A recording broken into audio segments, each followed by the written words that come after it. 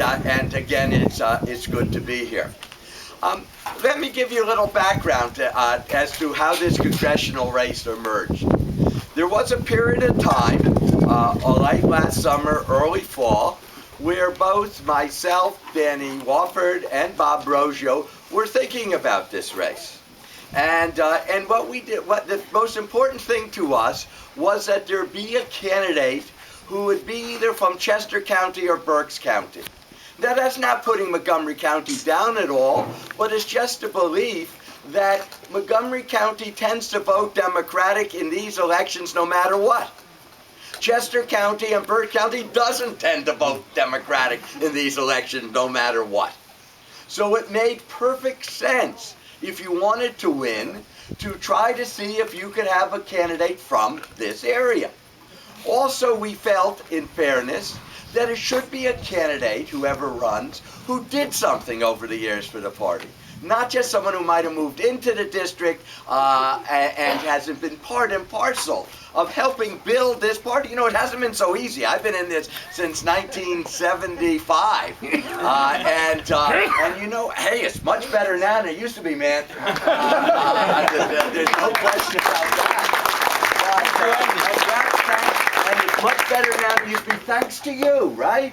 Thanks to the people who came time after time, year after year, and did their work. And we felt it should be someone who had, and if this is an award, it should be an award for service, if there are different people who come.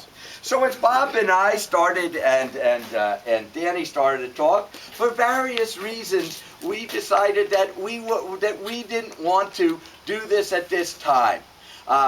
You know, the Roggios have been wonderful, by the way. These are two people who don't use a party to get to a goal, which many people who've run have done that in the past, but who deeply care about the party and how to develop us to win.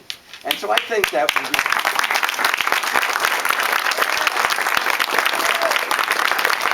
and Danny's the same way. He doesn't walk away. He stayed in there.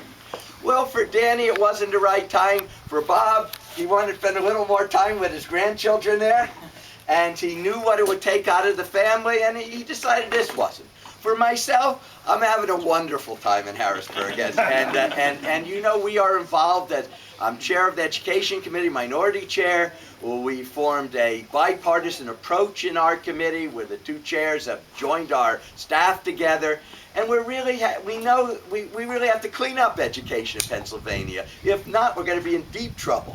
It's a crisis. When 45% of the kids drop out in the city of Philadelphia and 50% in Lancaster County, man, this nation's going down the tubes. And the battle of education is every bit as much important as the battle against terrorism. And while we pray for and support our troops in Afghanistan and Iraq, we better figure out ways to help the people on the battleground of that classroom.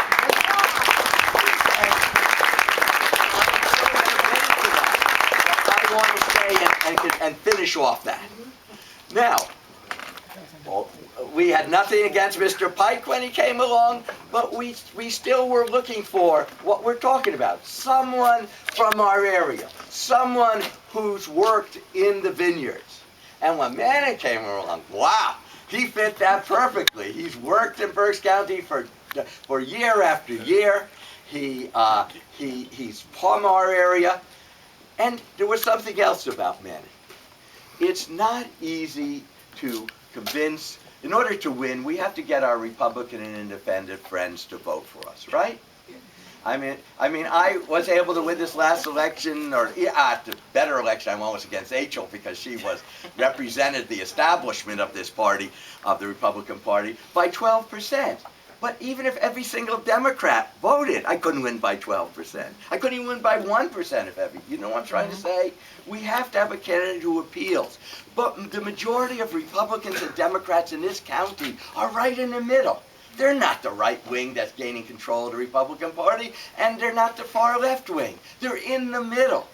And there might be nuances of difference, but a candidate who appeals to that middle ground will win. And I thought to myself, Manan appeals to that middle ground. You see, my friends? Look at his story. He came here. your first generation, his parents came as immigrants. They did the best they could. He then goes on to Harvard, if my memory is. Boston University. Where'd you go to medical school? Same place. Okay, that's as good as you're Harvard. Now you're mine too. We took Harvard. Yeah, that's right. That's right. No, but think about this for think about this for a second.